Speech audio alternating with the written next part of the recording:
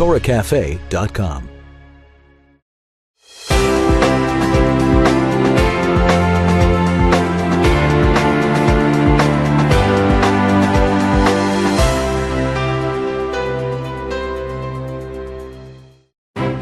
Please welcome the Rabbi of London's Mill Hill Synagogue, Chairman of the Rabbinical Council of the United Synagogue, and frequent panelist on BBC, Rabbi Yitzchak Schochet.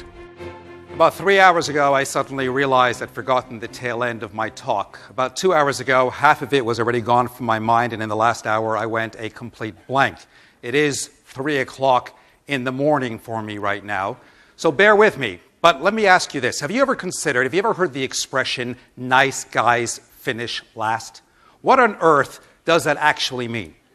I contemplated this for the first time a number of months ago when I was asked to participate in a community fun run, which necessitated me having to run 1 kilometer in order to raise funds for charity.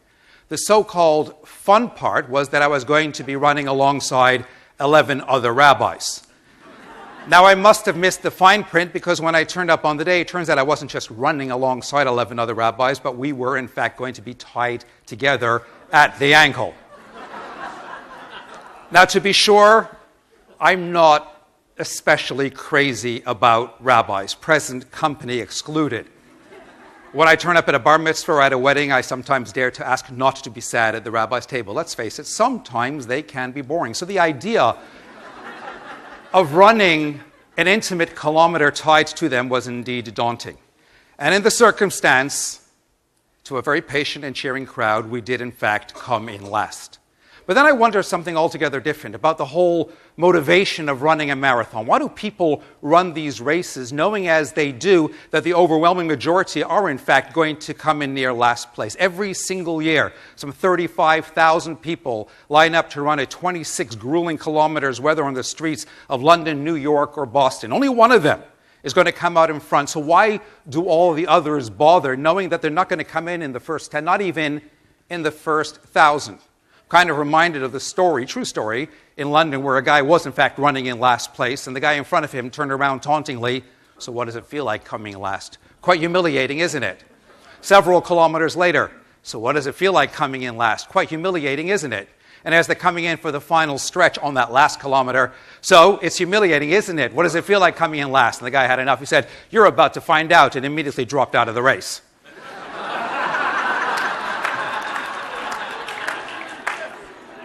To be sure, completing a marathon is hardly a walk in the park. All the runners, even those who finish in last place, prepare for a grueling many months, if not years, of all kinds of fitness training to prepare them for the big day. The end goal is obviously that sense of satisfaction, that compelling feeling of confronting a challenge and accomplishing it. You see, winning, by definition, doesn't necessarily mean finishing first. Often it just means finishing. For many, just completing the marathon is in itself a badge of courage or pride, even as they have no need for the external trophy. What is key is being in the race and staying in the race, going at your own pace, knowing that you're giving it your all until you cross that finish line. And so in the marathon of Jewish life, sometimes the hurdles are overwhelming. Sometimes the course itself seems so windy. The race itself is seemingly endless, and it can get us down. When reflecting on the struggles of life or the chore of the daily grind, or sometimes just being aware of our own areas of frailty and vulnerability, we can feel fatigued, and sometimes we just want to give up running. And it is in those circumstances that no one can deny. It takes a certain kind of energy to summon the strength in order to be able to simply embark on a new lap. But consider this. It was always believed that no one could run a mile in under 4 minutes, until in 1954, one Roger Bannister was able to do so. And subsequently, in that same year, 4 others did the same. What changed? Was it something in the air? Or was it obviously a psychological barrier which, once accomplished, enabled others to go on and achieve the same as well? You see, there are all kinds of barriers in our lives, but how many of them are real and how many of them are of our own making? We are good. In fact, we're great at becoming consumed with our own weaknesses and convincing ourselves that we're not going to be able to complete the task ahead. There are those days when you may feel in a slump and life is passing you by. Those days when no one returns your phone call, when you don't get your emails responded to, or someone nearby is being mean-spirited, and you just simply in the process feel at that time that you are at the bottom of the heap. But even as you falter part way through, you can still be a winner, because to be frank, in life, you're not necessarily obligated to finish. You're obligated to keep trying, to literally do the best you can every single day. In fact, you're already a winner when you turn up at the start line, because frankly, you will have done what many others may have failed to do. You showed up. But even more so, giving up is the single most selfish thing that you can do, because beyond what is happening to you, have you considered what kind of difference you're still making or what you can make to others? So somebody didn't smile at you today, but why should you deny someone else who's feeling low and may crave that smile? Today you didn't get your hug, but why shouldn't you give that hug to somebody else who is in need of that sort of attention right now? Maybe it is a spouse who craves your attention, or a child who right now needs your love. So don't be selfish. Don't let what's happening to you define how you happen to others.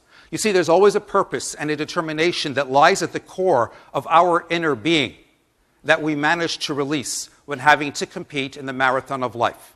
It grants us the strength to face any challenge and the determination to keep us in the race when otherwise all might seem lost. Sometimes in life, you don't always feel like a winner, but that isn't to say that you're not a winner. The important thing is that you want to be in the game. What is key is to remember life is all about participating, not spectating. So yes, there is a long track ahead of you with lots of twists and lots of turns. There are hurdles and whatever obstacles. That's the reality, and that is the nature of Jewish life. Your job from here on in is plain and simple. Just stay the course. Remember, in whatever you do, if you have given it your all, then you will not have lost. Many people recall either winning or losing, but all that you really need to ever recall is the journey itself. Remember, the single most important thing is to genuinely know within your heart that you applied yourself. Because a true champion is not motivated by just the winning itself. A true champion is motivated beyond the winning. A true champion is motivated by the realization that the task ahead of you is never greater than the strength that lies within you. So remember, you were born to run.